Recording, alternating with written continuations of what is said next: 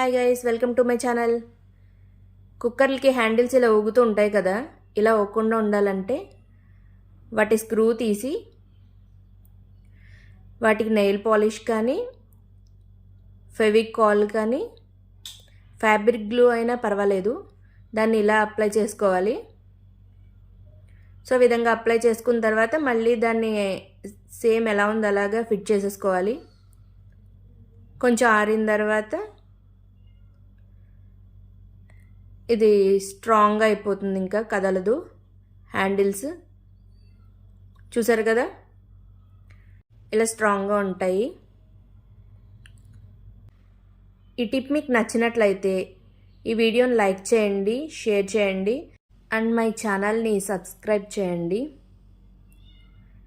ఇలాంటి ఎన్నో టిప్స్ మన ఛానల్లో ఉంటాయి. Thanks for watching.